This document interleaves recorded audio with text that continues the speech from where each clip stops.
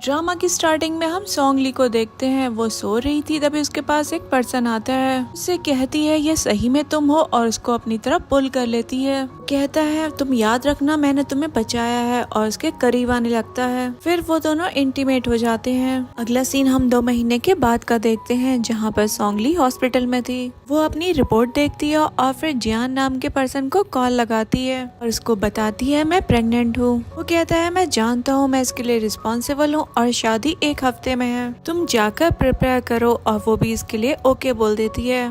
इसके बाद हम वेडिंग डे देखते हैं, जहाँ पर सोंगली वेडिंग ड्रेस में थी और हेयर ड्रेसर उसको रेडी कर रही थी। वो जियान को मैसेज करती है जियान वेडिंग बस शुरू ही होने वाली है, तुम अभी तक रेडी क्यों नहीं हुए। फिर वो एक पोस्ट देखती है जिसमें जियान का वेडिंग सर्टिफिकेट था। असल में जियान ने किसी और लड़की से शादी कर ली थी। ये देखते ही उसकी आंखों से आंसू आ जाते हैं। उसकी हेयर ड्रेसर कहती है मिस सॉन्ग, शादी तो एक खुशी का अवसर होता है, आप रो क्यों रही हैं? का मेकअप अच्छा नहीं दिखेगा और वो रोने से स्मस्ट हो जाएगा। मैं आपकी टचअप में मदद कर देती हूँ। सोंगली उठकर जाने लगती है। हेयर ड्रेसर उससे पूछती है मिस सॉन्ग आप कहाँ जा रही हैं? सोंगली कहती है ये शादी कंक्लूड नहीं हो सकती। इसके बाद हम जियान की वेडिंग होती हुई देखते हैं। वहाँ पर उसकी मॉम कह रही थी आप सभी का मेरे बेटे की शादी में आने का शुक्रिया। जिंगई आज से तो हमारी जाओ फैमिली की मेंबर हो।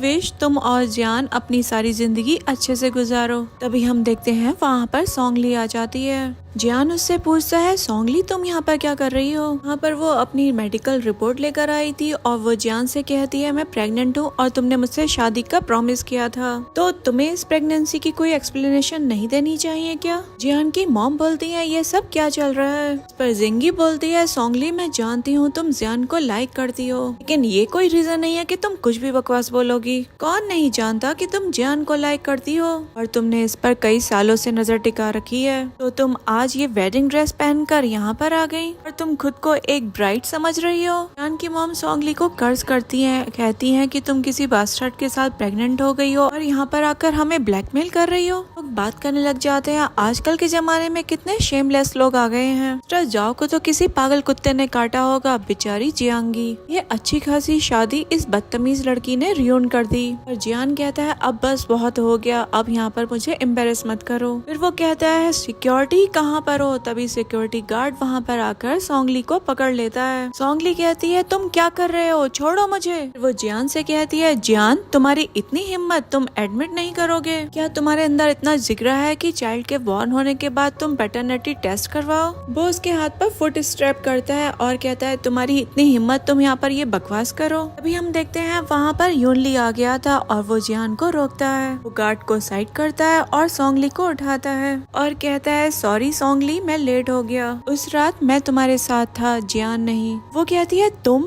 लेकिन मैं तो तुम्हें जानती तक नहीं हूँ। वो कहता है मैं जियान का ब्रदर हूँ जो कि अब्रॉड से 2 महीने पहले ही वापस आया हूँ। उस दिन तुम बहुत ज्यादा ड्रंक थी इसलिए तुम्हें गलत याद रहा। वहाँ पर सोंगली सोच रही थी क्या सही में मुझे गलत याद है, और फिर वो उस टाइम को याद करती है। यूनली कहता है लेट होना मेरी गलती है, जैसा कि ये सब कुछ हो चुका है और तुम प्रेग्नेंट भी हो तो मैं इस मिस्टेक को मेकअप करूंगा। देन वो नील डाउन होता है और उसके हाथ पर किस करके पूछता है क्या तुम मुझसे शादी करोगी? मैं जानता हूँ ये हेयर स्टाइल ही हुआ है और मुझे रिंग प्रिपेयर करने का भी टाइम नहीं मिल पाया है, सो आई होप तुम माइंड नहीं करोगी। यहाँ पर ये चीज और लोग भी देख रहे थे। तभी सोंगली अपनी वैली पर हाथ रखती है और कहती है हाँ मैं करूंगी। नेक्स्ट हम देखते हैं 7 मंथ्स का टाइम निकल जाता है और यूनली सोंगली का बहुत अच्छे से ख्याल रख रहा होता है। उसको चेयर पर बिठाता है और कहता है ये ऑरेंज जूस स्पेशली ऑस्ट्रेलिया से इम्पोर्ट करवाया गया है और मैंने सुना है ये प्रेग्नेंट लेडी के लिए अच्छा होता है, तो मैंने किसी से ये ऑस्ट्रेलिया से मंगवा लिया। वो कहती है हस्बैंड तुमने तो ऑलमोस्ट दुनिया की पूरी अच्छी चीजें ढूंढ कर निकाल दी हैं, तुम मुझे बहुत बिगाड़ रहे हो। पर वो कहता है क्योंकि तुम मेरी वाइफ हो। देन उसके जाने के बाद वो जूस पी लेती है और तुरंत ही उसके पेट में दर्द शुरू हो जाता है। तभी तुरंत ही यूनली उसके पास आता है और कहता है तुम्हें क्या हो गया? अगला सीन हम हॉस्पिटल का देखते हैं। यहाँ पर सोंगली एकदम से उठती है और यूनली उसके पास ही बैठा हुआ था। वहाँ पर वो पूछती है मेरा चाइल्ड कहाँ है? वो कहता है अभी तुम बहुत ज्यादा वीक हो, अभी लेट जाओ। वो उसको आराम से बिठा देता है। वो कहती है मैं अपने चाइल्ड को देखना चाहती हूँ।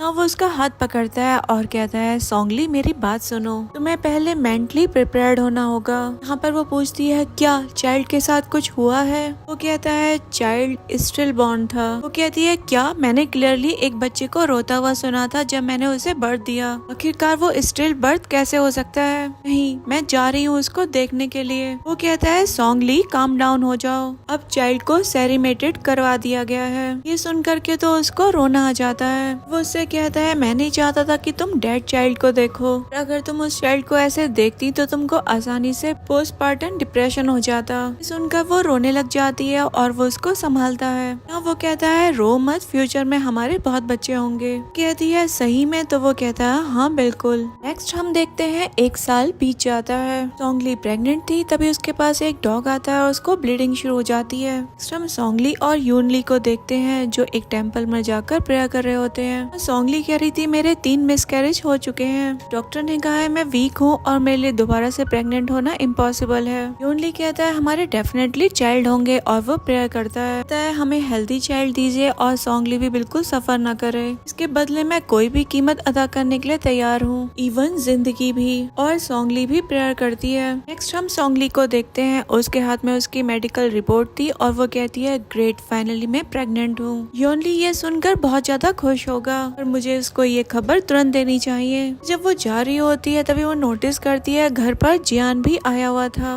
कि कह रहा था मैंने सुना है सोंगली दोबारा से हॉस्पिटल गई थी, कहता है हेस्टेक्टॉमी करवा लो ताकि तुम चिल्ड्रंस को अवॉइड कर सको। सब कुछ सोंगली सुन रही थी, उसके पैरों तले तो जमीन खिसक जाती है। योनली भी कहता है चिंता मत करो, और फैमिली की प्रॉपर्टी का एक ही वारिस होगा जो कि जिंगी का चाइल्ड होगा। सोंगली एक हेल्दी चाइल्ड को पूरी जिंदगी कभी भी बर्थ नहीं दे पाएगी। हाँ, जियान कहता है मुझे याद है सोंगली का फर्स्ट चाइल्ड अभी भी ऑर्फनेज में है। अब सोंगली याद करती है उसे बताया गया उसका चाइल्ड स्टिल बर्थ हुआ, पर जियान कहता है जिंगी इन दिनों प्रेग्नेंट है। वो इन दिनों काफी बोर्ड रहती है, कैसा रहेगा कि मैं उस लड़के को उसके साथ खेलने के लिए बुला लूं। पर योनली कहता है आफ्टर ऑल वो तुम्हारा ही चाइल्ड है तो केयरफुल रहना। यहाँ पर सोंगली याद कर रही थी उस दिन उसके साथ जियान ही था। जियान कहता है किसने उसको अल्कोहल दे दी और उसने एक ऐसे चाइल्ड को बर्थ दे दिया जिसको उसको नहीं देना चाहिए था। सब सुनने के बाद सोंगली सोच रही थी इसका मतलब शुरू से ही ये लोग ये षड्यंत्र रच रहे थे। ये सब कुछ सुनने के बाद उसको रोना आ जाता है। वो सोचती है मैं बस एक टूल बनकर रह गई। उधर हम उन लोग को देखते हैं जो टेबल पर एक फोटो रखते हैं और यूनली कहता है मैं बहुत ज्यादा लेजी हूँ इसको कोई नाम रखने के लिए। वेलफेयर के मैनेजर ने इसको रोने के लिए मना किया है और मैं इसको किसी और दिन विजिट कर लूंगा।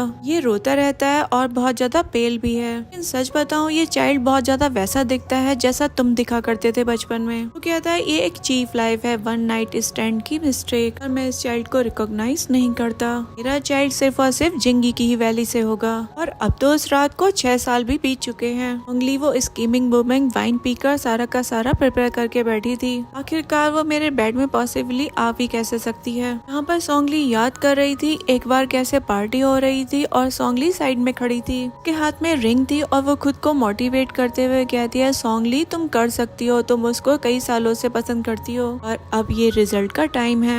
यहाँ वो एक ड्रिंक लेती है और जियान के पास जाती है। उसको तो तुरंत ही डिजी फील होने लग जाता है और वो उसके शोल्डर पर गिर जाती है। इधर प्रेजेंट में हम यूनली को देखते हैं जो कह रहा था टेंशन मत लो, सोंगली की हेल्थ बहुत ज्यादा खराब हो गई है, अगर वो चाहे भी तब भी उसके चिल्ड्रन नहीं हो सकते हैं। वहाँ पर जियान कहता है कोई तुम्हें ऐसा तरीका ढूंढना होगा जिससे तुम उसका यूट्रस रिमूव करवा सको। यूनली कहता है मैं कोई प्राइवेट डॉक्टर ढूंढता हूँ जो ये काम कर सके, शायद डॉक्टर जैंग ये काम अच्छे से निपटा सकते हैं। इसी दिन उसको हॉस्पिटल लेकर जाऊंगा, ये कहकर कि उसका चेकअप करवाने जा रहे हैं। वहाँ पर सोंगली सोच रही थी मैंने सोचा जो डॉक्टर मेरा ख्याल रख रहे हैं वो असल में मुझे वर्षन की ड्रग दे रहे थे। ये सब सुनने के बाद उसका बहुत बड़ा ब्रेक डाउन हो जाता है। वो याद कर रही थी एक दिन जब वो बैठी हुई थी तभी उसके पास यूनली आता है और उसके साथ में डॉक्टर भी थे। बताता है ये डॉक्टर जैंग है और अब से ये तुम्हारे पर्सनल डॉक्टर रहेंगे। तुम्हारे 3 मिसकैरेज हो चुके हैं ना और तुम्हारे लिए प्रेग्नेंट होना आसान नहीं है, तो अब से तुम्हारी बॉडी का ये अच्छे से ध्यान रखेंगे। यहाँ पर खुशी से सोंगली उनका शुक्रिया करते हुए हाथ मिलाती है। डॉक्टर जैंग उससे कहते हैं मैं आपके लिए फर्स्ट फ्लोर पर एक रूम अरेंज करवा दूंगा,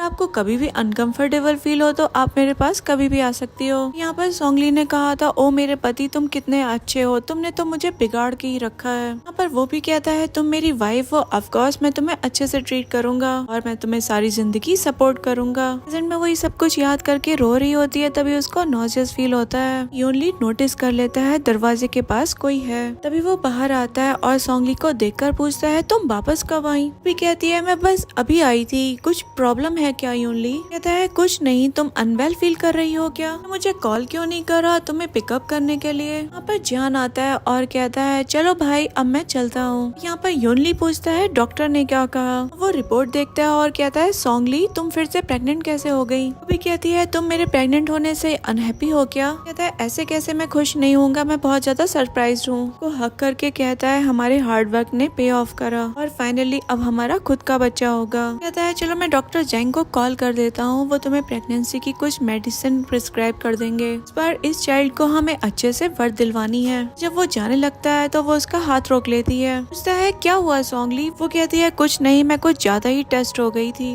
कहता है मैं तुम्हारा हस्बैंड हूँ और मैं तुम्हें समझता हूँ। वो उसके बेली के पास अपना सर रखता है और कहता है मैं बेबी को हेलो बोलना चाहता हूँ, हमारी बेली में बहुत ज्यादा रेप रहे और अपनी मॉम को बुली ना करे। फिर कहता है जैसा कि तुम प्रेग्नेंट हो, स्कूल से मैं तुम्हारी 1 साल की छुट्टी के लिए बोल देता हूँ। मैं ज्यादा क्लासेस नहीं लेनी चाहिए अब और आराम से घर पर रेस्ट करना चाहिए, पर अच्छे से तुम्हारा डॉक्टर ख्याल रखेंगे और मुझे भी बहुत ज्यादा ईज फील होगी। वो कहती है अगर ये चाइल्ड बच जाए तो बड़ी बात होगी। वो कहता है तुम ऐसी डिस्करेजिंग बातें कैसे कर सकती हो, नीचे जाओ अभी, पहले मैं डॉक्टर जैंग को कॉल करता हूँ और वो तुम्हें बेस्ट मेडिसिन प्रेगनेंसी की प्रिस्क्राइब करेंगे। वो इस बात की हामी भरती है और फिर चली जाती है। ये जाने के बाद वो तुरंत एक कॉल मिलाता है और कहता है ये कैसे हो सकता है, वो कैसे प्रेग्नेंट हो गई? चाहे कुछ हो जाए, तुम चाहे कुछ भी एक्सक्यूज बनाओ, उसको कुछ ना कुछ मेडिसिन दो और उसका बेबी अबॉर्ट करवाओ। फिर हम सोंगली को देखते हैं जो ये सब कुछ सुन रही होती है। तो योनली उसके अबॉर्शन की ही बात कर रहा था। कहता है अभी भी हमारे पास टाइम है और ये हमारा बहुत अच्छा चांस है। पर सोंगली सोच रही थी ये मेरा अच्छा पति है जिसको मैंने पूरे 3 साल तक प्यार करा, जिसको मैंने अपने पूरे दिल से रिले करा। ये सोचते हुए वो वहाँ से चली जाती है। अगले सीन में हम उनको घर पर देखते हैं। यहाँ पर योनली कहता है सॉरी सोंगली, मुझे किसी काम की वजह से कहीं जाना पड़ रहा है, तुम्हें घर पर रहकर अपना अच्छे से ख्याल रखना होगा। मैं नहीं चाहता तुम्हारा दोबारा से कोई एक्सीडेंट हो क्योंकि मुझे बैड फील होगा। वो कहती है ठीक है मैं समझ गई और फिर वो चला जाता है। वो याद करती है कैसे उसने उस फोटो को टेबल पर रखा था और कहा था मैं इस चाइल्ड को नाम देने के लिए बहुत ज्यादा लेजी हूँ। यहाँ पर वो उन्हीं की बातें याद कर रही थी। यहाँ वो अपने बेली पर हाथ रखती है और कहती है सॉरी बेबी, मैं इस दुनिया में तुम्हें सेफली नहीं ला पाई और अब तुम्हारी मॉम सिर्फ एक चीज कर सकती है और वो तुम्हारे ब्रदर को ढूंढना है और फिर यहाँ से हम उसके साथ दूर चलेंगे। नेक्स्ट हम देखते हैं वो घर में तलाशी कर रही थी। वो सोच रही थी आखिरकार वो कहाँ है। यहाँ पूरी की पूरी वो स्टडी छान मारती है और कहती है आखिरकार तुम क्यों आ गए, कोई काम मुझे ठीक से करने क्यों नहीं देते हो। हम देखते हैं योनली अंदर एंटर कर चुका था और वो अभी भी छानबीन कर रही थी, तभी उसको वो फोटो मिल जाती है। तभी वहाँ पर योनली आ जाता है और पूछता है तुम यहाँ पर क्या कर रही हो। वो कहती है मैं डीन को ईमेल भेज रही थी छुट्टी का पूछने के लिए, तुम इतने जल्दी कैसे वापस आ गए। कोई सामान उठाता है और कहता है बस मैं ये ले जाना भूल गया था। पर सोंगली कहती है मैं एक फैमिली डिनर अरेंज करवाना चाहती हूँ। वो कहता है तुम तो प्रेग्नेंट हो, अचानक से तुम्हारा फैमिली डिनर करवाने का कैसे मन कर गया। कहती है फैमिली के साथ डबल हैप्पीनेस हो जाएगी और हमें एक अच्छी गैदरिंग करनी भी चाहिए। कहता है ठीक है, सब तुम पर निर्भर है। ये कह करके वो चला जाता है। वो फोटो देखती है और कहती है बस अब तुम ऑर्फनेज से निकलने का वेट करो और फिर यहाँ से हम चलेंगे। ये कह करके वो आगे बढ़ जाती है। नेक्स्ट वो योनली के पास आती है। यहाँ वो अपना कोट लगाकर दिखा रहा था और पूछता है ये कैसा लग रहा है। वो याद करती है जब वो स्टडी रूम में बैठकर एक पोएम पढ़ रहा था और वो इससे पूछती है ये किसने लिखी है। उसको देखकर एकदम घबरा गया था और बताता है मेरे फर्स्ट लव ने। कहती है परेशान मत हो, हर किसी का पास्ट होता है पर मैं तुम्हारी रिस्पेक्ट करती हूँ। यहाँ वो सोच रही थी कोई हैरानी की बात नहीं है कि तुम इतना खुश क्यों हो रहे हो क्योंकि जिंगी तुम्हारा फर्स्ट लव जो है। नेक्स्ट हम पार्टी का सीन देखते हैं जहाँ पर सोंगली तैयार होकर आती है और योनली कहता है तुम बहुत अच्छी लग रही हो। यहाँ पर हम जिंगी को देखते हैं जो किसी बच्चे पर चिल्लाती हुए आ रही थी और कहती है तुम्हारी आंखें नहीं है मदरलेस बास्टर्ड, और वो एक बच्चे को नीचे गिरा चुकी थी। फिर वो अपनी स्कर्ट झाड़ते हुए कहती है तुम्हें पता है ये कितनी एक्सपेंसिव है, अपना लीवर और हार्ट भी देना पड़े ना तब भी तुम इसको पे बैक नहीं कर पाओगे। अब भरोसा करो या ना करो, अब मैं तुम्हें कार डालूंगी। हाँ, सोंगली उस बच्चे को देखती है और सोचती है ये तो वही फोटो वाला बच्चा है, बेचारा रो भी नहीं रहा मेरा चाइल्ड। वो उठता है और कहता है सॉरी आंटी, मेरा ऐसा कोई इरादा नहीं था, प्लीज मुझ पर दया करिए। उसको धक्का मारकर नीचे गिरा देती है और कहती है आंटी किसको बोल रहे हो तुम, मैं तुम्हें इतनी ज्यादा बूढ़ी लगती हूँ क्या। जब बेचारा कहता है सिस्टर मैं आपको बिल्कुल भी परेशान नहीं करूंगा। वहाँ पर जान आता है और कहता है नील डाउन होकर सजदा करो और माफी मांगो, जब ये काम डाउन हो जाएगी तब तुम दोबारा से उठ सकते हो। पर सोंगली जब वहाँ जाने लगती है तभी योनली उसको रोकता है और कहता है तुम दो फैमिली की हार्मनी खराब कर दोगी क्या उस आउटसाइडर बच्चे के लिए। इधर जियान उस बच्चे से कहता है नील डाउन हो जाओ। फ्रूट्स उठाते हुए कहता है तुम भूल गए क्या ऑर्फनेज से निकलने का तुम्हारा रीजन क्या है, क्योंकि मैं बहुत ज्यादा मर्सीफुल हूँ, मैं अच्छे से स्मार्ट होना चाहिए और वही करना चाहिए जो मैं तुम्हें करने के लिए कहता हूँ। बच्चा रोते हुए कह रहा था नहीं, मैं दोबारा से ऑर्फनेज नहीं जाना चाहता हूँ, अब मैं पेरेंट्स के बिना भी नहीं रहना चाहता। जियान उससे कहता है अगर तुम वेलफेयर होम नहीं जाना चाहते हो तो बेहतर रहेगा तुम मेरी बात सुनो। देन वो चाइल्ड नील डाउन हो जाता है और सॉरी बोलता है। पर जिंगी उससे कहती है जैसा कि तुम दोबारा से नहीं जाना चाहते हो तो मेरे शूज लिख करके क्लीन करो।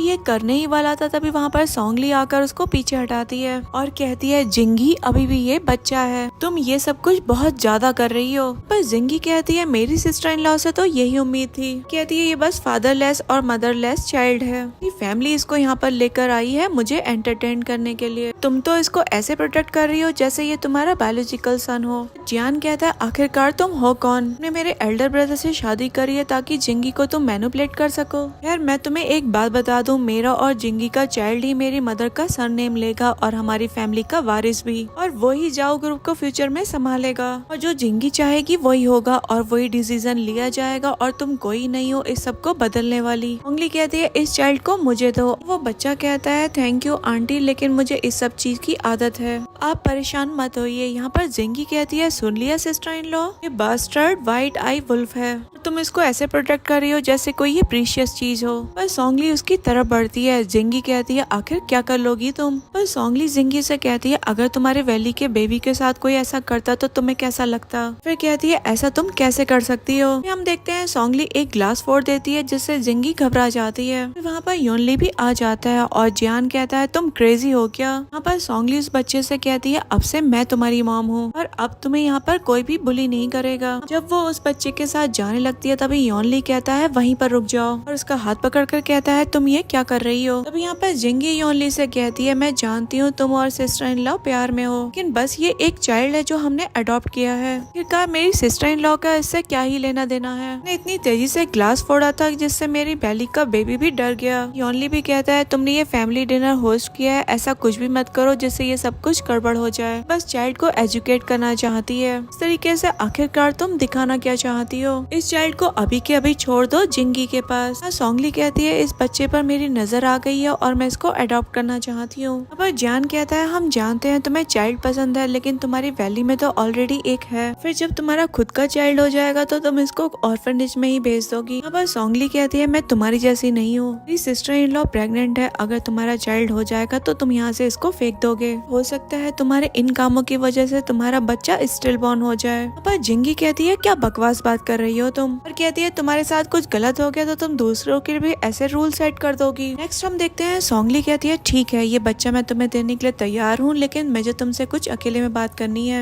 यहाँ हम दोनों को बात करता हुआ देखते हैं। जिंगी कहती है जो बोलना है जल्दी बोलो, मेरे पास टाइम नहीं है तुम्हारी बकवास सुनने का। यहाँ सोंगली अपने पेट पर हाथ रखती है और उधर हम देखते हैं जियान उस बच्चे से अपने शूज साफ करवा रहा था, कह रहा था सही से करो, तुमने कुछ खाया नहीं है क्या। हम देखते हैं जिंगी सोंगली को सीढ़ियों से धक्का दे देती है, ये कहते हुए क्या बकवास कर रही हो तुम। बच्चा भी यहाँ पर उसके पास जा रहा था और जियान कहता है तुम अनलकी स्टार, मैं तुम्हें अभी ऑर्फनेज भिजवाता हूँ। हम सोंगली को देखते हैं जो कह रही थी मुझे जल्दी से हॉस्पिटल लेकर चलो। यहाँ पर जिंगी नीचे आ रही थी। सोंगली उससे कहती है तुमने मेरे चाइल्ड को मार दिया, अब मैं पुलिस को कॉल करना चाहती हूँ। और यहाँ पर योनली उससे कह रहा था इतनी इम्पल्सिव मत बनो। जिंगी का डेफिनेटली ऐसा कोई इरादा नहीं होगा, हम इस बारे में बात करेंगे, शायद तुम एक्सीडेंटली गिर गई। कहती है मैंने उसे अपनी आंखों से देखा, उसने ही मुझे नीचे पुश किया था। यहाँ पर जियान कह रहा था जिंगी तो ऐसा कुछ कर ही नहीं सकती, आखिरकार ये तुम्हें कैसे पुश करेगी। और जिंगी कहती है तुम खुद से ही कूद के रो रही हो, तुमने कुछ ऐसा कह दिया जो तुम्हें नहीं कहना चाहिए था, जिंगी को सिलेंडर कर रही हो तुम। वो जिंगी के पास आकर कहता है तुम ठीक तो हो, चिंता मत करो, मेरा बिग ब्रदर और मैं हमेशा तुम्हारे साथ ही रहेंगे। अभी सोंगली कहती है यहाँ पर सर्वेलेंस कैमरा लगे हुए हैं, तुमने मुझे पुश किया था उसकी पिक्चर्स उसमें आई होंगी, और जो कुछ भी तुमने कहा वो क्लियरली फ्लेम्ड हुआ होगा।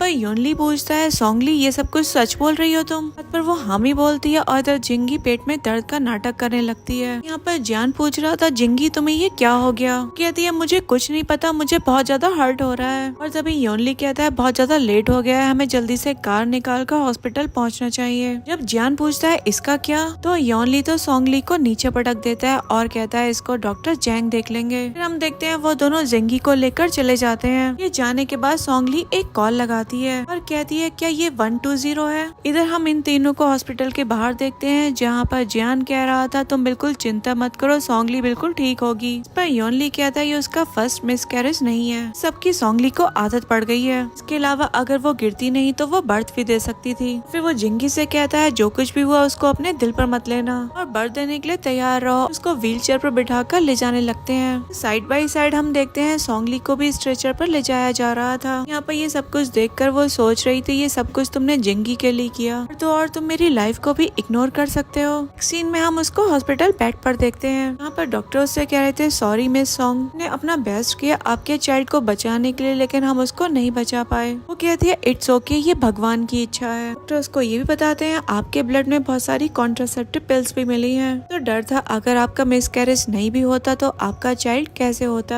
डॉक्टर के जाने के बाद अपना फोन चेक करती है और सोचती है फाइनली हमारा खत्म हुआ। वो डीन को कॉल लगाती है और कहती है कॉन्फिडेंशियल प्रोजेक्ट को आप अब्रॉड लेकर जा रहे थे, क्या उसकी वैकेंसी अभी भी है? मैंने फिगर आउट कर लिया है, मैं साइन अप करना चाहती हूँ। पर डीन कहते हैं ओ रियली प्रोफेसर सोंग, आपसे कहा ही था ये प्रोजेक्ट आपके लिए एकदम परफेक्ट है, बट आपको अब्रॉड में स्टे करना होगा, आपके लिए डेवलपमेंट बहुत ज्यादा बेनिफिशियल होगा। वो कहती है मैं एक चाइल्ड को भी अपने साथ लेकर आना चाहती हूँ। वो कहते हैं ओके नो प्रॉब्लम। हम सोंगली को एक वुमेन के साथ देखते हैं, वो उससे कह रही थी सही में आप इस चाइल्ड को अडॉप्ट करना चाहती हैं? कुछ लोग बच्चों को घर पर तो लेकर जाते हैं लेकिन उनको डॉग और कैट्स की तरह ट्रीट करते हैं, इससे तो अच्छा है मैं इन्हें खुद से रेस करूँ, इनको इस तरीके का दर्द बिल्कुल भी नहीं दूंगी। हाँ सोंगली कहती है मैं इस चाइल्ड की बायोलॉजिकल मदर हूँ, अब मैं इसको घर लेकर जाना चाहती हूँ। फिर उसको एक चेक देते हुए कहती है ये पूरे 5 मिलियन है, मेरे बच्चे का इतने सालों तक ख्याल रखने के लिए शुक्रिया। यहाँ पर वो वुमेन कहती है जैसा कि आप इस चाइल्ड की बायोलॉजिकल मदर हो, ये 5 मिलियन भी एक झटके में दे रही हो तो आप काफी रिच होंगी,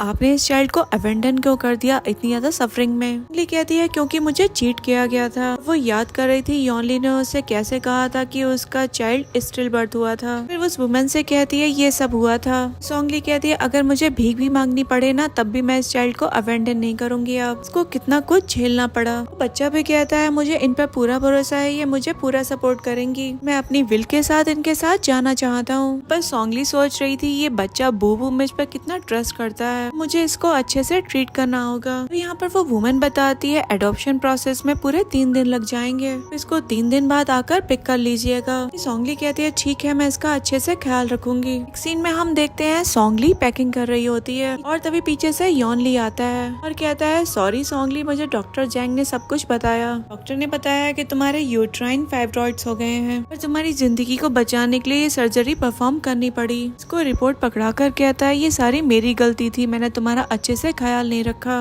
वादा करता हूँ तुम्हारी सर्जरी परफॉर्म होने तक मैं वेट करूंगा और इसके बाद हम लोग वर्ल्ड टूर पर जाएंगे, किसी भी चीज की चिंता मत करो, ये बस एक छोटी सी सर्जरी है, ये तुम्हारी प्रेगनेंसी को भी इफेक्ट नहीं करेगी, हमारे फ्यूचर में चिल्ड्रन हो पाएंगे। वो कहती है तुम्हें सही में बहुत ज्यादा ट्रबल होगी मेरी यूट्रस रिमूव करवाने में। वो कहती है ठीक है मैं तुम्हारी बात सुनती हूँ, 3 दिन बाद ये सर्जरी तुम शेड्यूल करवा दो। वो सोच रही थी 3 दिन बाद तो मैं यहाँ से चली जाऊंगी। वो कहता है मैं तुम्हें वेल ट्रीट करूंगा अपनी पूरी जिंदगी, तुम्हें मैं बिल्कुल भी सफर और इनजस्टिस नहीं झेलने दूंगा। फिर उसको वो रिपोर्ट पकड़ा देता है। यहाँ सोंगली कहती है क्योंकि मैं थक गई हूँ और इन दोनों हमें सेपरेट रूम में सोना चाहिए। वो भी कहता है ठीक है मैं तुम्हें बॉदर नहीं करूंगा। नेक्स्ट सीन में हम सोंगली को उस डीन के साथ देखते हैं। डीन यहाँ पर उससे कह रही थी इस चाइल्ड को आपको फ्यूचर में अच्छे से ट्रीट करना होगा, यहाँ पर बूबू भी उसके पास चला जाता है मम्मा कहते हुए। जोंगली डीन से कहती है डोंट वरी, बूबू से कहती है बिल्कुल भी रोना मत, मॉम तुम्हें अच्छे से ट्रीट करेंगी। फिर वो बच्चे के साथ चली जाती है। ये दिमाग में चल रहा था योनली अब से बाय। सीन में हम योनली, जियान और जिंगी को हॉस्पिटल में देखते हैं। जिंगी ने एक चाइल्ड को बर्थ दे दिया था। यहाँ पर योनली डॉक्टर जैंग को कॉल करता है और कहता है सर्जरी ठीक से हो गई ना। यहाँ पर डॉक्टर जैंग कहते हैं मिस्टर जाओ आपसे कुछ गलती हुई है क्या? तो कल पूरे दिन वेट किया लेकिन आपकी वाइफ तो आई ही नहीं। तो यहाँ पर एक पर्सन आता है ये कहते हुए आपके लिए फोन है। पर फोन पर एक पर्सन कह रहा था शायद आपकी वाइफ ने ब्रिज से जंप कर लिया है। सुनते ही वो एकदम शॉक्ड में रह जाता है। यहाँ पर जिंगी पूछ रही थी क्या हो गया है। पर योनली बताता है सोंगली ने रिवर में जंप कर दिया है। पर जियान कहता है वो इतनी ब्रेव इनफ थी, उसने रिवर में जंप कर दिया। के अलावा रिवर में जंप करना तो बहुत बड़ी बात है। तो कहता है डेफिनेटली वो तो न्यूज में आएगी। वो अपना फोन चेक करता है जहाँ पर न्यूज आ रही थी एक वुमेन ने ब्रिज से जंप कर दी और रेस्क्यू टीम अभी भी उसको ढूंढ रही है। वो वुमेन अभी भी मिसिंग है। अब योनली कहता है पक्का कुछ मिसअंडरस्टैंडिंग हुई है, वो कुछ दिन पहले तो बिल्कुल ठीक थी, उसने हॉस्पिटल में आने के लिए भी एग्री किया था, आखिरकार वो ब्रिज से जंप कैसे कर सकती है। पर जिंगी कहती है मुझे लगता है मेरी सिस्टर इन लॉ को उस दिन लेफ्ट आउट होकर बहुत ज्यादा फील बैड हो गया और ये सब कुछ उसने जानबूझकर किया होगा। पर जब वो सर्विलेंस देखता है तो कहता है उसने तो व्हाइट क्लोथ भी पहन रखे हैं, ये तो इसके फेवरेट क्लोथ हैं, ये तो वो बैग है जो उसको मैंने वेडिंग एनिवर्सरी पर दिया था। अब यहाँ पर जियान फोन ले लेता है और कहता है इसमें चेहरा तो सही से नजर आ नहीं रहा, ये वो कैसे हो सकती है, वैसे भी इस शहर में कितने सारे रिच लोग हैं, ये क्लोथ भी मैटर नहीं करते। और फिर उस वर्कर से कहता है तुम मुझे सर्विलेंस वीडियो लाने में मदद करो, अभी मुझे उसका एचडी वर्जन चाहिए। इस पर वो ओके कहकर चला जाता है। अभी यहाँ पर जियान योनली से कहता है तुम्हें उतनी फिक्र क्यों हो रही है उसकी, तुम ही तो उससे शादी नहीं करना चाहते थे, लेकिन फिर भी तुमने मेरी इस सिचुएशन से निकलने में मदद करी, तुम उसके साथ 3 साल रहे तो सही में तुम्हें उससे कहीं प्यार तो नहीं हो गया। वो कहता है ये कैसे पॉसिबल है, मैंने तो बस इसको एक टूल की तरह इस्तेमाल किया है और मैंने तो वैसे भी बस उसको जॉ ग्रुप की रेपुटेशन के लिए कंसिडर किया था। अगर मेरी वाइफ ने खुद को खत्म कर लिया है तो ये डेफिनेटली हमारे ग्रुप के स्टॉक पर असर करेगा। वो कहता है मैं घर जाकर उसको देखता हूँ, शायद वो घर पर ही होगी। एंड योनली घर पहुंचकर सोंगली को आवाज देता है। वहाँ पर वो वर्कर आता है और योनली उससे पूछता है क्या तुम्हें वो वीडियो मिली। कहता है मैं आपसे यहाँ पर उस बारे में ही बात करने के लिए आया हूँ, लगा आप हॉस्पिटल में होंगे तो मैं वहाँ पर पहले गया था। मिस्टर जॉ से ये एक्सपेक्ट नहीं किया था, उन्होंने ओरिजिनल वीडियो वो पहले ही ले ली, पर तो उसको बहुत ज्यादा गुस्सा आता है। हम जियान को देखते हैं जो पेन ड्राइव में वो वीडियो प्ले कर रहा था। वो लोग उस वीडियो को देखते हैं। जियान यहाँ पर कहता है ये सोंगली है ही नहीं, मुझे नहीं पता उसने अपने जैसा ये एक्टर कहाँ से ढूंढा और उसके फेस पर ऐसा बर्थ मार्क तो है ही नहीं। यहाँ पर जिंगी सोच रही थी इसने उसको इतने करीब से देखा है, पर मुझे तो समझ में आ नहीं रहा था ये वो है या नहीं। और जिंगी कहती है तुम इस बारे में ब्रदर इन लॉ को मत बताना। वो पूछता है क्यों, तो वो कहती है अगर तुम उसका रिएक्शन देखोगे तो उसकी फीलिंग सोंगली के लिए बिल्कुल खत्म हो जाएंगी। उसने अपना एक सब्स्टिट्यूट ढूंढा है रिवर में जंप करने के लिए, जब उन्हें ये पता भी चलेगा तो उनको बहुत ज्यादा गिल्ट भी होगा और डेफिनेटली वो हमें ही ब्लेम करेंगे। तो जियान कहता है तुम्हारा मतलब हम इसको सीक्रेट रखें। वो कहती है हाँ। तो वो कहता है मैं इस पेन ड्राइव को ऐसी जगह पर रखूंगा जहाँ से ये ना मिले। वो उसको खिड़की के बाहर फेंक देता है। यहाँ पर जिंगी इवल फेस बनाती है। नेक्स्ट सीन में हम योनली को देखते हैं जो एक कॉल कर रहा था। जियान था वो उससे कहता है मैंने वो वीडियो देख ली है और वो सॉन्ग ली है। वो कहता है आफ्टर ऑल वो मुझे 8 साल से परस्यू कर रही थी, मैं उसे पहचानने में कैसी गलती कर सकता हूँ। लगता है मिसकैरेज की वजह से उसने ये डिसीजन लिया होगा। उस जैसी वुमेन के लिए ट्रिक्स यूज करना बहुत ज्यादा नॉर्मल है। योनली कहता है लेकिन वो अभी तक घर नहीं आई है, क्या पता उसका सही में एक्सीडेंट हो गया हो। पर जियान कहता है हम बहुत सारी रेस्क्यू टीम लगा देंगे उसकी बॉडी को ढूंढने के लिए। इसी बीच जिंगी चिल्ला पड़ती है। कॉल पर योनली भी पूछता है जिंगी तुम्हें क्या हुआ, तुम ठीक तो हो? हाँ। तभी जियान कॉल रख देता है और वो जिंगी को देखने के लिए चला जाता है। वो कह रही थी मुझे बहुत प्रॉब्लम हो रही है, तभी वो डॉक्टर को आवाज लगाता है। फिर हम योनली को देखते हैं जब वो जाने लगता है तभी उसका सेक्रेटरी उससे कहता है सर वो यूएसबी ड्राइव। वो कहता है उसके बारे में हम बाद में बात करेंगे, पहले जिंगी को देखने के लिए जा रहा हूँ। यहाँ पर वो सेक्रेटरी बताता है कि मैंने वेलफेयर ऑफिस में पता किया था, बुबू को अडॉप्ट कर लिया गया है। इस पर वो कहता है उसको अडॉप्ट किसने कर लिया और मुझे रिपोर्ट भी नहीं किया गया। सेक्रेटरी बताता है जिस पर्सन ने अडॉप्ट किया है वो मिस सॉन्ग है। पूछता है ये कब हुआ, तो वो बताता है दोपहर के टाइम। फिर वो कहता है इस टाइम पर तो उसने ब्रिज से जंप किया था, वो सही में मुझे एक बेवकूफ समझती है। यहाँ पर सेक्रेटरी बताता है एडॉप्टेशन के बारे में सब कुछ ठीक से मेंशन भी नहीं किया गया है, ओनली कहता है इस सब का रिजल्ट ढूंढवाओ और ये कह करके वो चला जाता है। वो हॉस्पिटल आ गया था और जियान से पूछता है कि जिंगी कैसी है। बताता है कोई बड़ी बात नहीं थी, अब वो चाइल्ड के साथ सो रही है, अभी तुम अंदर मत जाओ, उन्हें डिस्टर्ब होगा।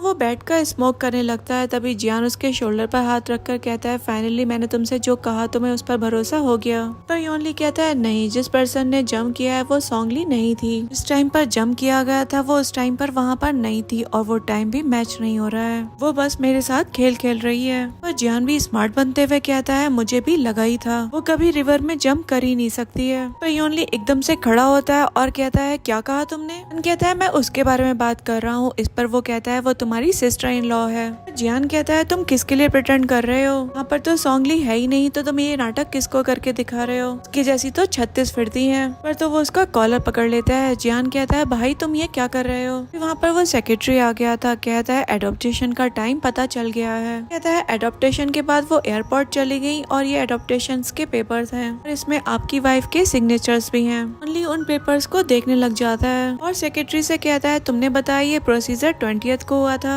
लेकिन इसके हिसाब से तो 23rd को हुआ है। तो सेक्रेटरी बताता है एडॉप्टेशन के प्रोसीजर में पूरे 3 दिन लगते हैं। फॉर्मेलिटीज होने के बाद ही बच्चे को घर ले जाया जा सकता है। पूछता है कि ये आज की बात है, तो सेक्रेटरी इस बात के लिए हामी भरता है। जैसे ही वो इस रिपोर्ट को देखता है तो उसको तो चक्कर आ जाते हैं। वो कहता है अब तो पक्का हो गया उसने पानी में जंप नहीं किया। जियान उसको संभालते हुए कहता है इतना ज्यादा परेशान मत हो, बस तुम्हारे साथ खेल खेल रही है, तुम इतना गिल्टी फील मत करो, ने बस एक रियलिस्टिक एक्टर हायर कर लिया था। पर योनली कहता है क्या सही में? जियान कहता है हाँ बिल्कुल। यहाँ पर योनली याद कर रहा था जब सोंगली लाइट ऑफ करके मिरर के सामने खड़ी थी, आकर उसको पीछे से हक कर लेता और उससे पूछ रहा था तुमने इतना अंधेरा क्यों कर रखा है। हाँ सोंगली ने अपना फेस छिपा रखा था। यहाँ वो उससे कहता है मेकअप के बगैर भी मेरी वाइफ कितनी सुंदर लगती है, तो तुम लाइट ऑन करके अपना वेयर फेस मुझे दिखा सकती हो। वो कहती है सही में? यहाँ जब वो लाइट ऑन करती है तो हम देखते हैं सोंगली के फेस पर एक बर्थ मार्क था। वो कहती है तुम्हें क्या लगता है ये अच्छा दिख रहा है? हाँ वो मुस्कुराता है और कहता है तुम अच्छी दिखती हो, तुम मेरी वाइफ हो। कहती है छोड़ो, सही रहेगा मैं इसको कवर अप ही कर लूँ। योनली ने उससे कहा था ये तुम्हारा बर्थ मार्क तुम्हें यूनिक बनाता है और उसको किस कर लेता है। फिर वो जियान से पूछता है वो USB ड्राइव कहाँ है। जियान कहता है वो बस एक एक्टर की वीडियो है, तुम इसकी इतनी ज्यादा चिंता क्यों कर रहे हो। या वो कहता है मुझे वो वीडियो देखने दो, उसके फेस पर एक बर्थ मार्क है, जल्दी करो वो मुझे पेन ड्राइव ढूंढ करके दो।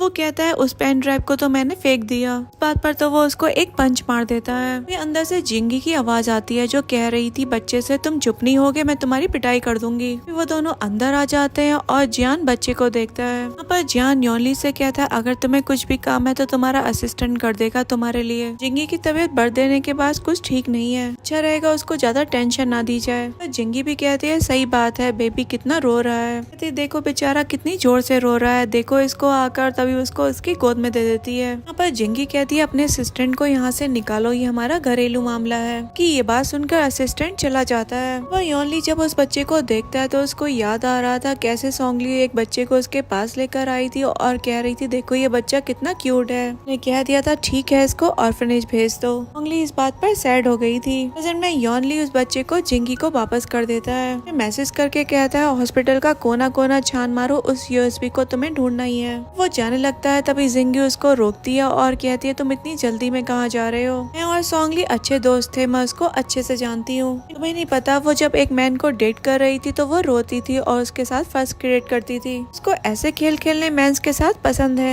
अकेले में वो इन बातों पर खूब हंसती थी। और तुम ज्यादा टेंशन मत लो, देख लेना 3 दिन बाद वो तुम्हें खुद ढूंढने के लिए आ जाएगी। वो कहता है अब बस तुम्हारा बहुत हो गया, मेरी टॉलरेंस को चैलेंज मत करो अपनी बॉटम लाइन दिखाकर, तुम्हारे मुंह से मैं ऐसी कोई भी चीज सुन ना लूं। और जिंगी सोच रही थी मैंने एक्सपेक्ट नहीं किया था सोंगली तुम इतनी रूथलेस हो जाओगी। सीन में हम योनली को बैठा हुआ देखते हैं। तभी उसको एक कॉल आती है। वो बात सुनने के बाद एकदम शॉक्ड हो जाता है। जिंगी जो वहीं बैठी थी वो कहती है मैंने तो बिल्कुल सही कहा था। उसके फोन में एक फोटो आई थी, वो उसको देखता है तो जिंगी उससे पूछती है क्या हो गया। हाँ तो वो जिंगी के ऊपर भड़कता है और कहता है तुम्हारी वजह से बहुत डिले हो गया। वो कुछ कहती है उससे पहले वो कहता है मैं जा रहा हूँ। नेक्स्ट सीन हम रिवर के पास का देखते हैं। यहाँ पर सभी लोग सोंगली को रेस्क्यू करने के लिए आए थे। यहाँ वो उसको आवाज भी दे रहे थे। यहाँ पर लोग बात कर रहे थे पूरा 1 हफ्ता बीत गया है। इस बारे में गवर्नमेंट ने जांच करवाई थी, अब ये परिवार जांच करवा रहा है। मैंने सुना है जो कोई भी स्विमिंग में अच्छा है वो इसके लिए अप्लाई कर सकता है। अगर तुम्हें कोई सामान मिलता है तो उसके लिए 5 मिलियन मिलेंगे, अगर बॉडी मिलती है तो पूरे 50 मिलियन। पर सभी लोग सोंगली को आवाज लगा रहे थे।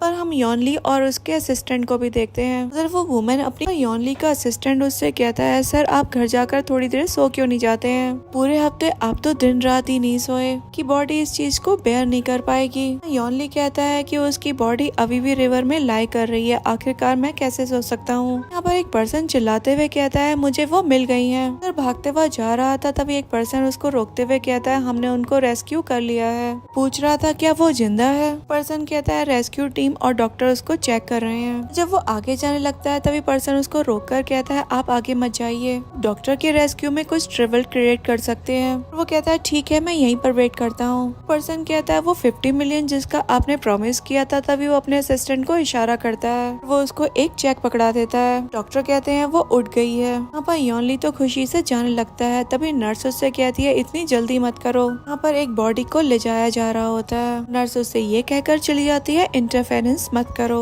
सीन हम हॉस्पिटल का देखते हैं। यहाँ पर यॉनली अपने असिस्टेंट के साथ पहुँचता है। जब वो जा रहा था तभी जिंगी से टकरा जाता है और वो नीचे गिर जाती है। अभी जियान उसको संभालता है और यॉनली से कहता है, तुम्हें दिखाई नहीं देता क्या? कहता है मेरे पास तुम लोग के लिए टाइम नहीं है। यहाँ पर जिंगी कह रही थी, ओ माय गॉड मेरा तो कितना ब्लड निकल गया। पर जियान उससे कहता है, तुम सारी जिंदगी इसके लिए रिग्रेट करोगे। यहाँ पर असिस्टेंट आता है और बताता है डॉक्टर ने उनको बचा लिया है। पर यॉनली कहता है ठीक है तुम देखो, मैं अभी आता हूँ। और वो जिंगी को देखने के लिए चला जाता है। हम उसको बैठा हुआ देखते हैं। तभी असिस्टेंट आता है और उसको बताता है उनको रेस्क्यू कर लिया गया है। पूछता है उसका रिएक्शन कैसा है? उसे तो पता ही होगा कि वो गलत है। असिस्टेंट बताता है, एक्चुअली सर रेस्क्यू टीम ने गलत पर्सन को पकड़ लिया। ये सुनकर वो एकदम शॉक्ड रह जाता है। सीन में हम यॉनली को देखते हैं जो ड्रिंक कर रहा था। डॉक्टर आते हैं और उससे कहते हैं आप और ड्रिंक नहीं कर सकते हो। आपको क्या लगता है आपकी वाइफ को सच पता चल गया होगा वो सारे मिसकैरेजेस जो हो रहे थे उसके बारे में, यूट्राइन रिमूवल के बारे में, ये सब कुछ प्लान था? वो कम्प्लीटली हार्ट ब्रोकन हो गई होंगी तभी उन्होंने ऐसा कदम उठाया होगा।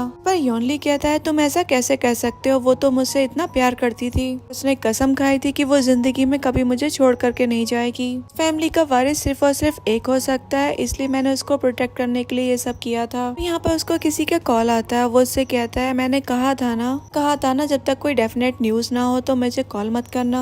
असिस्टेंट कह रहा था, सर इस बार समथिंग सीरियस है, उन्होंने आपका स्पेशल ब्रेसलेट पहन रखा था। यहाँ पर वो ब्रेसलेट की बात सुनकर याद करता है जहाँ पर वो सोंगली के बर्थडे पर उसके लिए बर्थडे प्रेजेंट लेकर आया था।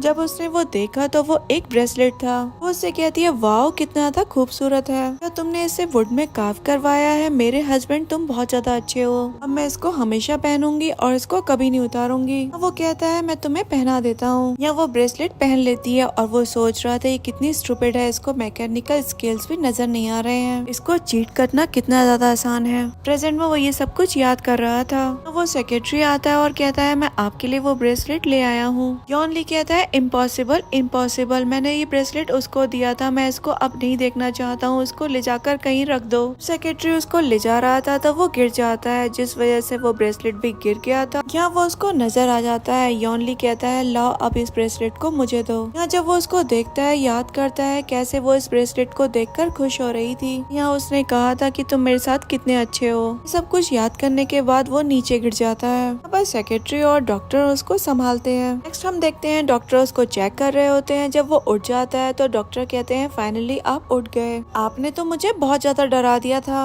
अब आप और ड्रिंक नहीं कर सकते, जो वाइन आप पी रहे थे उससे आपको बहुत सारी डिजीज हो गई है। तभी यॉनली के सर में दर्द होने लगता है। डॉक्टर उसको संभालते हैं। यॉनली कहता है मैं अभी नीचे गिर गया था। सेक्रेटरी उससे पूछता है आपको याद नहीं है अभी क्या हुआ था? हाँ तो उसको सोंगली याद आ रही थी जो ब्रेसलेट देखकर खुश हो रही थी। वो याद कर रहा था उस ब्रेसलेट के बारे में उसने क्या क्या कहा था। हाँ वो अपने असिस्टेंट से पूछता है सोंगली कहाँ पर है। यहाँ पर असिस्टेंट भी कह देता है वो शॉपिंग पर गई है। वो टाइम देखता है और कहता है उसे आने में तो बहुत लेट हो गया है। अभी यहाँ पर उसको एक कॉल आता है जिसको सुनने के बाद वो एकदम शॉक्ड में रह जाता है। तभी वो अपने असिस्टेंट से कहता है सोंगली वो तो मर गई है। इस बात पर असिस्टेंट भी हामी भरता है। यहाँ पर यॉनली याद करता है कि उसने क्या क्या विटनेस किया था। ये सब कुछ याद करने के बाद उसे बहुत सर दर्द होने लग जाता है। वो अपने असिस्टेंट का कॉलर पकड़ लेता है और कहता है मुझे हॉस्पिटल लेकर चलो उनके पास। यहाँ वो हॉस्पिटल आने के बाद जियान से पूछता है वो कहाँ पर है तो वो बताता है वो वहाँ पर पड़ी है। बात पर वो जियान का कॉलर पकड़ लेता है और कहता है वो मेरी वाइफ है, मैं किसने अलाउ किया उसको सेरिमेट करने के लिए, मैं उसे एक आखिरी बार देख भी नहीं पाया। जियान कहता है वो जा चुकी है और ये कोई बुरी बात नहीं है। जियान कहता है हम तो अपने चाइल्ड को भी उसकी आंट से मिलवाने के लिए लिए लेकर आए थे। और जिंगी कहती है लेकिन उसको इस तरीके से मिलवाना अनलकी होगा, इसलिए हमने नहीं मिलवाया।